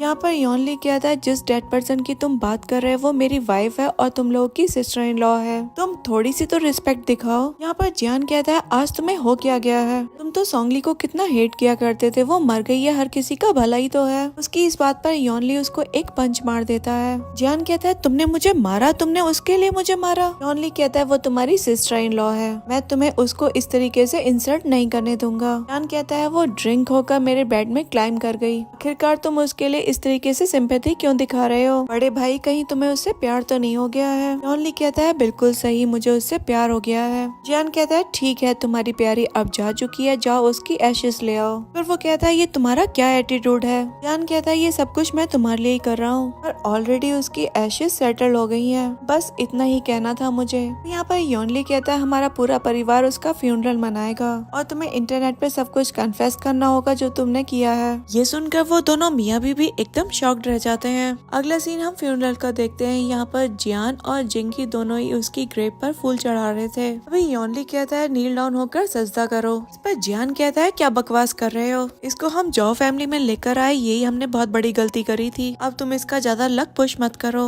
यहाँ पर जिंगी कहती है मैं तो अभी तक ठीक भी नहीं हुई हूँ, मुझे डर है मैं कहीं ज्यादा बीमार न हो जाऊँ। यहाँ पर योनली जियान से कहता है ये मत भूलना जो तुम्हें फैमिली का वारिस बनना था तो मैंने टॉप पोजीशन छोड़ दी थी। यहाँ पर जिंगी कुछ कहती तभी जियान उससे कहता है ठीक है जल्दी नील डाउन हो जाओ। फिर यहाँ वो दोनों नील डाउन होकर उसका सजदा करते हैं और फिर वो दोनों वहाँ से चले जाते हैं। यहाँ पर योनली का असिस्टेंट उससे कहता है सर आपको ठंड लग जाएगी, आपको भी चलना चाहिए। यहाँ पर योनली तो बहुत इमोशनल हो रहा था, उसका असिस्टेंट भी उसको छोड़कर चला जाता है। देखते हैं योनली बहुत रो रहा था उन सबके जाने के बाद, वो कह रहा था मैं तुम्हें बहुत मिस कर रहा हूँ। फिर कहा तुम इतनी क्रूअल कैसे हो सकती हो, तुम मुझे अकेला छोड़कर चली गई, मैं जानता हूँ मैं गलत था। उधर हम देखते हैं कोई छिपकर उसकी तस्वीर बना रहा होता है। यहाँ पे योनली कह रहा था बस वापस आ जाओ मेरे पास जल्दी से। फिर हम कुछ वुमेन्स को उसकी वो वीडियो देखता हुआ देखते हैं। कह रही थी ये तो सोंगली का हस्बैंड है, और वहाँ पर सोंगली भी आकर बैठती है। वो उससे कहती है देखो ये तुम्हारा हस्बैंड है, आखिरकार तुम इसको इतना सैड कैसे कर सकती हो, इसको अभी के अभी कॉल कर दो, देखो बेचारा कितना परेशान है। यहाँ पर एक पर्सन कहता है ऑल्दो ये प्रोजेक्ट बहुत ज्यादा सीक्रेटेबल है, लेकिन अगर हमारे फैमिली मेंबर्स हमें लेटर भेजते हैं तो हमें उन्हें बता देना चाहिए कि हम बिल्कुल सेफ हैं। तभी एक लड़की कहती है मैं फोन कर देती हूँ इसकी तरफ से क्योंकि वो बहुत ज्यादा परेशान होगा।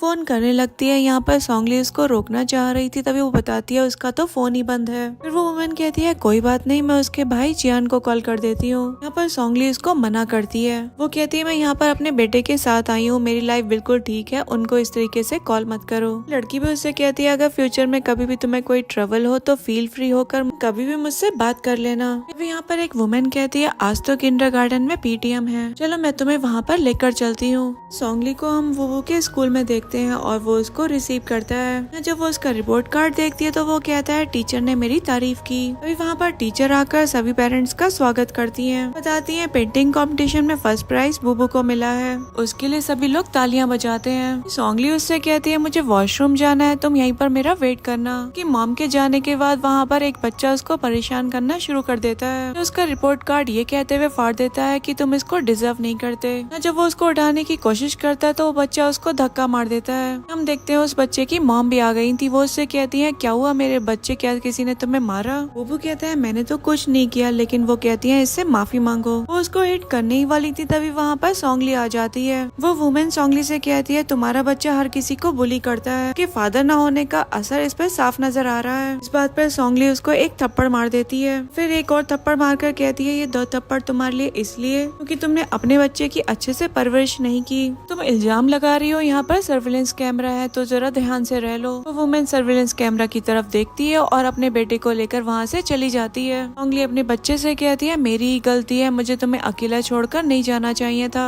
वो कहता है आप गलत नहीं हो बल्कि डैड गलत है। सोंगली उससे कहती है तुम्हें पता है तुम्हारे डैड कौन है? कहता है हाँ वो ड्रंक जिसने मुझे अडॉप्ट किया था, जो बिना बात के ही मुझे हिट करता था। यहाँ पर वो सोंगली को रोता हुआ देखकर उसके आंसू पोंछता है। कहता है मॉम प्लीज रो मत, चलो हम अम्यूजमेंट पार्क चलते हैं। सोंगली कहती है ठीक है और वो लोग वहाँ से आ जाते हैं। नेक्स्ट हम देखते हैं जब वो लोग जा रहे होते हैं तभी उनकी नजर योनली, जियान और जिंगी पर चली जाती है। वो यहाँ उनको देखकर छिप जाती है। हम जिंगी को देखते हैं जो कह रही थी चलो अम्यूजमेंट पार्क चलते हैं। पर जियान उस पर भड़क रहा था, कहता है ये पागल मेरे सर पे सवार कर दिया और तुम्हें घूमने की पड़ी है। वो कहती है मुझ पर ब्लेम मत लगाओ, इसके पागल होने में सारी गलती तुम्हारी ही है। वो तो इसी बात पर लड़े जा रहे थे। पर योनली उनको डांटता है और कहता है एक चाइल्ड के पेरेंट्स होते हुए खुद चाइल्डिश बातें कर रहे हो। पर जिंगी तो उसके हाथ में बच्चा थमा देती है और कहती है खुद ही संभालो इसे। हम सोंगली को देखते हैं जो वुबू से कह रही थी चलो बेटा हम चलते हैं। पर वो कहता है मॉम आप क्या इनको देखना नहीं चाहती हो। कहती है अगर हम अभी नहीं गए तो वहाँ अम्यूजमेंट पार्क में जाने के लिए लाइन में लगना पड़ेगा।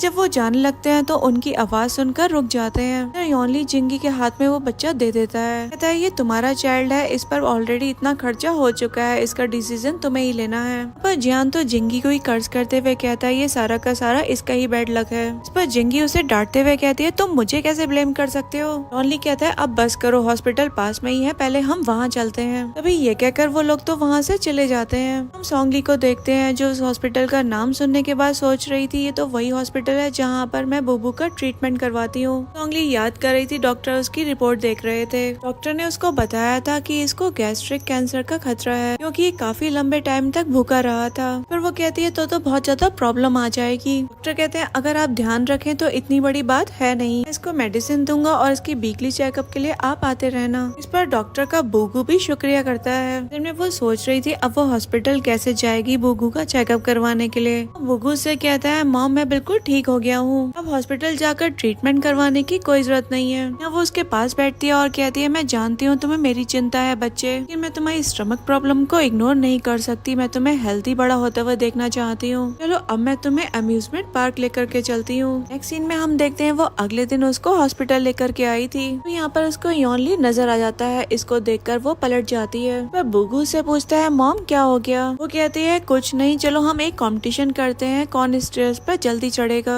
हम देखते हैं वहाँ पर भी योनली आ गया था स्मोक करने के लिए। वो उनको देख पाता तभी उसके पास नर्स आ जाती है और कहती है आपको पता नहीं है हॉस्पिटल में स्मोक नहीं कर सकते। कहता है ठीक है और फिर सिगरेट रख देता है। हम देखते हैं सोंगली उसको देख लेती है और पलट जाती है। वो चेक करने के लिए पलटती है तो योनली उसको देख लेता है और उसके पीछे भागता है। जब वो उसके पास आकर उसको पकड़ लेता है और उसको देखकर फूला नहीं समाता और कहता है मैं सपना नहीं देख रहा हूँ ना। कहती है हाँ काफी टाइम हो गया मिले हुए। बताता है जब से तुम मुझे छोड़कर गई मैं तब से तुम्हें ढूंढ ही रहा हूँ, क्या तुम अब मेरे पास प्लीज वापस आ जाओगी। कसम खा करके कहता हूँ फ्यूचर में तुम्हें अच्छे से ट्रीट करूंगा। वो उसको खुद से दूर करती है और कहती है योनली तुम्हें ये तब सोचना चाहिए था जब तुमने खुद से मेरी सर्जरी अरेंज करवाई थी। हम उसी दिन दुश्मन बन गए थे। अब मैं लाइफ में अच्छा कर रही हूँ और मुझे तुमसे कोई रिवेंज भी नहीं लेना है। मुझे ऐसे ट्रीट करो जैसे मैं हुई नहीं। जब वो जाने लगती है तो वो उसको रोकता है और कहता है ये तो बुगू है, कितना ज्यादा बदल गया है ये। बैठ करके कहता है आओ डैड को एक हक दो।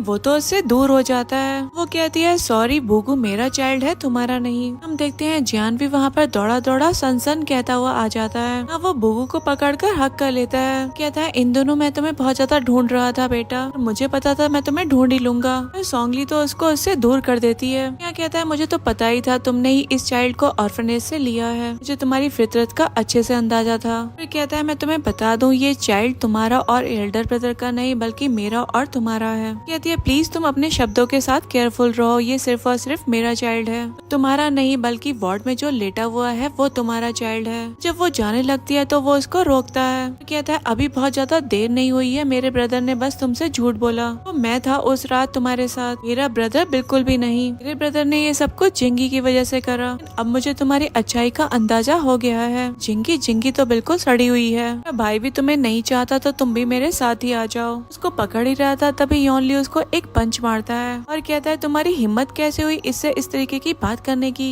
योनली सोंगली से कहता है डोंट वरी मैं तुम्हें प्रोटेक्ट करूंगा। कहती है सॉरी फील हो रहा है लेकिन मैं तुम दोनों में से किसी को भी चूज नहीं करूंगी, मुझे अभी और काम है तो प्लीज मुझे जाने दो। यहाँ पर जियान कहता है ये मेरा चाइल्ड है और मैं तुमसे शादी करने के लिए तैयार हूँ और मैं जिंगी को डिवोर्स दे दूंगा। को अवॉइड करके जा रही होती है तभी हम देखते हैं जिंगी वहाँ पर चाइल्ड को लेकर आ जाती है और कहती है क्या कहा तुमने, को धक्का देती है और कहती है सही में तुम एक इंसान हो, तुम्हारी वाइफ हूँ, आखिरकार तुम इतने सारे लोगों से कैसे शादी कर सकते हो, कितना हार्ड वर्क किया इस चाइल्ड को बर्थ देने के लिए, आखिरकार इस बास्टर्ड के लिए तुम मुझे ऐसे ट्रीट कर सकते हो। जियान कहता है मैंने गलत भी क्या किया, तुम प्रिटेंड भी किसके लिए कर रही हो, पता है तुमने अपनी ड्रिंक में ड्रग डालने चाहे थे लेकिन वो गलती से सोंगली ने पी ली थी, इसलिए तुम ही मेरे बेड में क्लाइम करना चाहती थी, मैं क्या लगा था तुम्हारे ये सच मुझे कभी पता नहीं चलेगा। यहाँ पर तो वो एकदम स्पीचलेस थी। बताता है मैंने तुम्हारे ऊपर इन्वेस्टिगेशन कराई और तुमने कई लोगों के साथ हुकअप करा है, पर वो कहती है बकवास मत करो। जियान कहता है मैं जाओ ग्रुप का प्रेसिडेंट हूँ, ऐसा किसी का फेंका हुआ सामान नहीं उठा था। वो कहता है तुम अच्छे से जानती थी कि सोंगली मुझे कितना पसंद करती है, उसकी दोस्त होने के नाते तुमने उसके पीठ में ऐसे खंजर घोंपा तो और ऐसे ड्रग्स का भी इस्तेमाल करा। उसके ऊपर खूब चिल्ला रहा था। जिंगी कहती है मैंने कुछ नहीं किया, उसके दिमाग में चल रहा था मुझे इस परिवार से नहीं निकलना है, नहीं तो मुझे सारी जिंदगी गरीबी में काटनी होगी। वो यॉनली से कहती है ये लोग मुझ पर भरोसा नहीं करते, लेकिन आप तो मुझ पर भरोसा करते हो, आप भी तो मुझे पसंद करते हो। जियान मुझे पसंद नहीं करता तो क्या आप मुझसे शादी करोगे? पर वो कहता है तुम चाहती हो मैं तुमसे शादी कर लूं? कहती है हाँ, जब मेरा डिवोर्स हो जाएगा तो आप मुझसे शादी कर लेना। कहता है मैं तुमसे शादी कर लूं? तुम्हारी वजह से मुझे इतनी प्योर वुमन के मिसकैरेज करवाने पड़े। वो उसके ऊपर खूब भड़कता है। जियान उससे कहता है यहाँ पर खुद को एम्बेरस मत करवाओ, निकलो यहाँ से। पर वो ये कह करके चली जाती है तुम सब लोग रिग्रेट करोगे। जाने के बाद यॉनली कहता है सोंगली मेरी वाइफ है, जियान तुम उसके ऊपर हक मत जमाओ। तो जियान कहता है ये तुम्हारी वाइफ थी, ये चाइल्ड मेरा चाइल्ड है, पर अब वो मुझे चूज करेगी। वो कहती है मैं तुम्हें चूज करने नहीं आई हूँ, मुझे अपने बेटे को डॉक्टर को दिखाना है। पर जियान बुगू के लिए कंसर्न दिखाते हुए कहता है तुम्हें क्या हुआ? यॉनली कहता है तुम्हारी वजह से ही बुगू इतना बीमार हुआ है, तुमने इसको इतनी बुरी तरीके से अब्यूज करा था। तो बहुत ज्यादा लकी हो तो तुम अभी तक जिंदा हो। तो बुगू मेरा बायोलॉजिकल सन नहीं है, लेकिन मैं इसको अपने बेटे की तरह ही ट्रीट करूंगा और मैं इसको बेस्ट डॉक्टर के पास लेकर के जाऊंगा। जियान उसको पकड़ लेता है और कहता है नहीं बुगू मेरा बेटा है। इसी बात को लेकर यॉनली और जियान के बीच में झगड़ा शुरू हो जाता है। वहाँ पर नर्स आती है और बताती है कोई बिल्डिंग से कूदने वाला है। तो जियान कहता है आखिर कौन कूद रहा है और आप हमें क्यों बता रही हो? तो नर्स बताती है पेशेंट जो बेड नंबर 8 पर थी, जिंगी। यहाँ पर जियान स्माइल करता है और कहता है आपको उसने कितने पैसे दिए ये बोलने के लिए? नर्स कहती है पैसे? किस पैसे की बात कर रहे हो आप? यॉनली कहता है जियान जल्दी करो, नहीं तो तुम्हारी वाइफ और बच्चा दोनों ही नहीं बचेंगे आज। कहता है उसकी फिक्र ही किसको है, जैसे कूड़े को तो मर जाना ही चाहिए। यहाँ पर वो नर्स उनको धमकाते हुए कहती है मैं अभी हेड नर्स को बुलाती हूँ। वो लोग इसी डर की वजह से ऊपर भागते हैं। हम देखते हैं जब वो लोग ऊपर पहुँच जाते हैं तभी नर्स बताती है मिस ली आपके फैमिली मेंबर्स आ गए, प्लीज काम डाउन हो जाइए। वो कहती है फाइनली तुम लोग आ गए। फिर जियान उससे कहता है ठीक है, इस तरीके से ट्रबल क्रिएट करके मुझे एम्बेरस मत करो, चलो अब यहाँ पर आ जाओ। कहती है तुम तो इस चाइल्ड को पागल होने की वजह से नापसंद करते थे ना, ठीक है तुम्हारे साथ रहने के लिए मैं इसे फेंक देती हूँ, अगर ये मर जाएगा तो हम लोग फिर से साथ हो जाएंगे। कहता है क्या तुमने बहुत ज्यादा मसले खड़े नहीं कर दिए हैं? तुम्हें बता रहा हूँ मैंने काफी लंबे टाइम से तुम्हें टॉलरेट करा है, तुम इस चीज का एडवांटेज लेती हो कि मैं और मेरा ब्रदर तुम्हें लाइक करते हैं। यहाँ पे ये सारी डर्टी चीजें तुम कर रही हो। पर उन दोनों के बीच में बहस बढ़ जाती है और छीना झपटी में वो चाइल्ड भी नीचे गिर जाता है। देखते हैं चाइल्ड के गिरने के बाद जियान को तो कोई गिल्ट भी नहीं था।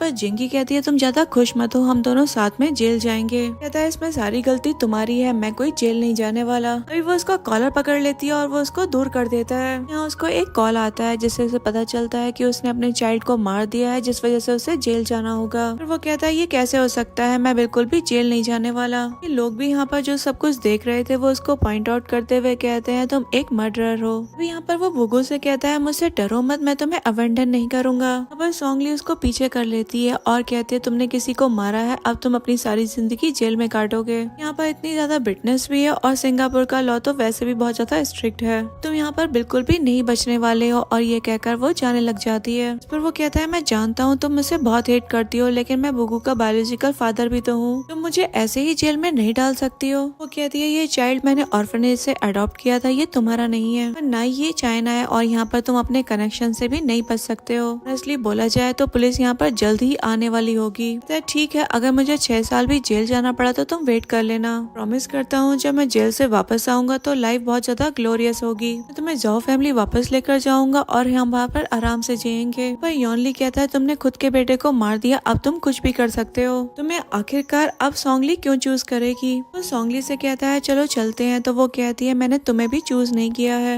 ये कह करके वो जा ही रही होती है तभी वहाँ पर पुलिस आ जाती है। पुलिस ऑफिसर वहाँ पर कहते हैं प्लीज हमारे साथ कोऑपरेट करिए। यहाँ पर सारे के सारे विटनेस बता देते हैं क्या हुआ था। पर जियान कहता है मैंने तो कुछ भी नहीं किया, सब कुछ उस वुमन ने किया है। यहाँ पर पुलिस ऑफिसर जियान और जिंगी दोनों को ही पकड़ लेते हैं। हम देखते हैं जिंगी तो बहुत ज्यादा गुस्से में थी, वो अपनी पॉकेट से नाइफ निकाल कर सोंगली के ऊपर हमला करने के लिए जाती है, लेकिन ये हमला यॉनली अपने ऊपर ले लेता है। देखकर सभी लोग शॉक्ड हो गए थे और सोंगली उसके पास जाती है। जिंगी कह रही थी मेरा तुम्हें मारने का कोई इरादा नहीं था, तभी पुलिस जियान और जिंगी को पकड़कर ले जाती है। यहाँ पर यॉनली सोंगली से पूछ रहा था तुम ठीक तो हो ना। पूछती है तुम मेरे सामने क्यों आए, तो वो कहता है मैं तुमसे प्यार करता हूँ। कहती है ठीक है तुमने मुझे बचाया है लेकिन मैं पास्ट नहीं भूली हूँ। वहाँ पर डॉक्टर आकर उसको स्ट्रेचर पर लिटाते हैं। वो कह रहा था अगर मैं बच गया तो हम लोग सब कुछ शुरू से शुरू करेंगे। डॉक्टर भी उसको ले जाते हैं। हम उन दोनों माँ बेटों को ओटी के बाहर बैठा हुआ देखते हैं। बुगू पूछ रहा था मॉम कितना टाइम लगने वाला है। कहती है बस एक बार अंकल उठ जाएं फिर चलते हैं। पूछता है क्या अंकल के उठने के बाद आप उनसे शादी करोगी। कहती है नहीं, ऑल्दो अंकल ने मेरी जान बचाई है लेकिन उन्होंने जो पास्ट में किया है उसके लिए मैं उन्हें कभी माफ नहीं कर सकती। हम देखते हैं उसको एक कॉल आ जाता है और वो बुगू से कहती है तुम डॉक्टर के पास जाकर अपना चेकअप करवाओ। अभी बुगू वहाँ से चला जाता है और वो याद करी थी कितनी परेशानी उठाकर उसने बुगू को बर्थ दिया था। नर्स ने बताया था आपका बेबी बॉय है और ये बहुत ज्यादा क्यूट है। जिनमें वो सोच रही थी अगर तुमने चीट ना किया होता तो हम शायद बहुत अच्छी जिंदगी गुजार रहे होते। वहाँ पर डॉक्टर आ गए थे। वो पूछती है अब वो कैसा है। डॉक्टर कहते हैं हमने अपना बेस्ट दिया लेकिन बहुत ज्यादा ब्लीडिंग होने की वजह से हम उसको नहीं बचा पाए। ये सुनकर वो शॉक्ड हो जाती है। डॉक्टर कहते हैं कि मैं समझता हूँ, एक आखिरी बार इनको गुड बाय कह दीजिए। हम देखते हैं वो उसके फेस से व्हाइट चादर हटाती है और कहती है ऑल्दो तुमने मुझे बहुत सारे धोखे दिए लेकिन मेरी जिंदगी भी बचाई, इसलिए इस लाइफ के लिए मैं तुम्हें माफ करती हूँ। हम देखते हैं वहाँ पर बुगू आने लगता है तो वो उसको फिर से कवर कर देती है। बताता है मॉम मैं चेकअप करा के आ गया और उसको देखकर पूछता है मॉम ये क्या है। कहती है कुछ नहीं और डॉक्टर से कहती है इनका सेरेमेक करवा दीजिए। बुगू जो पूछता है क्या हम घर चल रहे हैं तो वो कहती है मुझे तुम्हें कुछ इम्पोर्टेंट बताना है। सोच रही थी जो भी तुम डिजर्व करते हो वो मैं तुम्हें वापस दिलवा कर रहूंगी। नेक्स्ट हम देखते हैं वो जियान से मिलने के लिए जाती है। वो उससे कहता है कि मैं इमीडिएटली उसको डिवोर्स दे दूंगा और उसके बाद तुम्हारे पास आ जाऊंगा। कहती है मुझे तुमसे ये बकवास नहीं सुननी, असल में मुझे तुमसे पैटर्निटी टेस्ट के बारे में जानना है। तुम्हारा भाई इस दुनिया में नहीं रहा। सुनकर उसको बहुत बड़ा शॉक लगता है। यहाँ वो जिंगी को भी कर्ज करता है। फिर वो उससे कहती है तुम्हें जाओ फैमिली की ब्लड लाइन को आगे बढ़ाना था ना। तो वो कहता है मैं समझ गया, बुगू मेरा बेटा है और उसको मैं बिल्कुल भी सफर नहीं करने दूंगा। कहती है हाँ ठीक है तो तुम मुझे अपना एक हेयर दो, उससे मैं पैटर्निटी टेस्ट करवाऊंगी। कहता है ठीक है और उसको अपना एक बाल तोड़ करके दे देता है। नेक्स्ट हम देखते हैं वो लोग हॉस्पिटल में थे तभी नर्स रिपोर्ट लेकर के आती है। वो रिपोर्ट देख ही रही थी तभी उसको मिसेस जाओ की कॉल आती है। उसको कर्ज करते हुए कहती हैं जो कुछ भी वहाँ पर हुआ मैंने सब कुछ सुना, सोचना भी मत उस बास्टर्ड को मेरी फैमिली में लाने के लिए। वो कहती है आप ज्यादा टेंशन मत लो, जिसका जो हक है वो उसको मिलकर रहेगा। मुझे लगा था आपके बेटे की आशीष मैं आपको हैंड ओवर कर दूं, लेकिन जैसा कि आपको नहीं चाहिए तो इसका क्रियाक्रम मैं यहीं पर करवा देती हूँ। पर मिसेस जाओ कहती है तुम्हारी इतनी हिम्मत। पर वो कहती है मेरी हिम्मत तो आप पर डिपेंड करती है, कल दोपहर हमें किसी को रिसीव करने के लिए भेज दीजिएगा। और ये कह करके वो कॉल कट कर देती है। वो बुगू से कहती है कल तुम मॉम के साथ चाइना चलोगे तो वो इसके लिए हाँ कह देता है। नेक्स्ट हम देखते हैं वो लोग चाइना पहुंच गए थे। जब वो घर पहुंचते हैं तो मिसेस जाओ कहती हैं कि बाहर से ही हैंड ओवर करके चली जाओ। इस पर वो कहती है इतनी भी जल्दी क्या है, पहले इस पर साइन कर दीजिए। असिस्टेंट मिसेस जाओ को डॉक्यूमेंट्स हैंड ओवर करता है और उस डॉक्यूमेंट को देखते ही मरोड़ देती हैं और कहती हैं तुम चाहती हो मैं कंपनी के 90% शेयर तुम्हें दे दूं, वो भी इस लिटिल बास्टर्ड को। आखिरकार तुमने ये सोच कैसे लिया। और वो कहती है अगर आप एग्री नहीं कर रही हो तो ठीक है हम यहाँ से जा रहे हैं। फिर मिसेस जाओ कहती हैं तुम्हें क्या लगता है बिना एशेस दिए तुम यहाँ से चली जाओगी। वो अपने असिस्टेंट से कहती है इसका बैग लेकर के आओ। बुगू अपनी मॉम को कवर कर रहा होता है लेकिन असिस्टेंट उसको गिराकर उससे बैग ले लेता है। यहाँ पर सोंगली उसको उठाती है और कहती है अगर मेरे बेटे को कुछ हो जाता तो तुम इसकी इंजरी को अफोर्ड कर पाते। मिसेस जाओ कहती है ये तो बस एक अडॉप्टेड ऑर्फन है, तुम इसकी इतनी केयर क्यों कर रही हो। फिर मिसेस जाओ अपने असिस्टेंट से कहती है इस बैग को ओपन करो। वो बैग ओपन करता है लेकिन वहाँ बॉक्स में तो कोई भी एशिश नहीं थी। तो वो सोंगी से कहती है तुम बहुत ज्यादा बोल्ड हो, मुझसे भी झूठ बोलने की हिम्मत करी। तभी यहाँ पे असिस्टेंट के हाथ वो रिपोर्ट लग जाती है। तो मिसेस जाओ को वो रिपोर्ट दिखाता है। वो इस रिपोर्ट को देखती है तो उन्हें काफी बड़ा शॉक लगा था। वो कहती है ये इम्पॉसिबल है। पर असिस्टेंट कहता है हो सकता है ये रिपोर्ट फेक हो। इस रिपोर्ट को फेंक देती है और कहती है कि तुम जैसे अरे गहरे बहुत आते हैं, ये फेक है और इससे तुम जाओ फैमिली की बेल्ट नहीं ले सकती। और सोंगली कहती है मुझे पता था आप ऐसा ही करोगी। तभी अपने फोन में एक वीडियो दिखाती है जो कि जियान की थी। वो कह रहा था मॉम आप बुगू से मिली, वो बिल्कुल मेरे जैसा दिखता है ना, वो आपको पसंद भी आया होगा, मुझे तो उसको पहले ही घर लेकर आ जाना चाहिए था। खैर मैं आपको बहुत ज्यादा मिस कर रहा हूँ और मैं चाहता हूँ कि आप बुगू को अच्छे से रखें। बात का ध्यान रखिएगा कि वो जाओ फैमिली का वारिस है। मैं चाहता हूँ आप उसको 90% शेयर भी दे दें। वादा करें उसके बड़े होने तक आप उसका अच्छे से ख्याल रखेंगी। कुछ देखने के बाद वो एकदम से बैठ जाती है। यहाँ पर सोंगली कहती है बेहतर रहेगा आप मेरे बेटे का हक दे दें, नहीं तो मैं लीगल तरीका अपनाऊंगी, क्योंकि एट द एंड मेरे बेटे को उसका हक तो मिलना ही है। मिस्टेक आपके बेटे ने करी है वो आप मत करना। फिर बुगू मिसेस जाओ के पास जाता है और पूछता है क्या आप मेरी ग्रैंड मॉम हो। इस पर वो कहती है हाँ मैं हूँ और वो उनको हक कर लेता है। वो भी उसको एक्सेप्ट कर लेती है। देन वो अपने असिस्टेंट से कहती है प्रॉपर्टी ट्रांसफर का अरेंजमेंट करवाओ। नेक्स्ट हम जियान को देखते हैं जो जेल में खाना खा रहा होता है। वो टीवी पर न्यूज देखता है जहाँ पर बताया जा रहा था जाओ ग्रुप की सारी प्रॉपर्टी जाओ बुगु को दी जा रही है। ये देखने के बाद वहाँ के कैदी बात कर रहे थे। कहते हैं हमने सुना है कि जाओ ग्रुप के एक बेटे को इसी जेल में डाला गया है। एक कैदी पूछता है वो कहाँ है, तो वो कैदी उसकी तरफ इशारा कर देता है। वहाँ पर एक कैदी उसके पीछे से आकर उसके ऊपर ठंडा पानी डाल देता है। उसी जेल में हम जिंगी को देखते हैं जो गुमसुम होकर बैठी हुई थी और उसको उम्र कैद की सजा हो गई थी।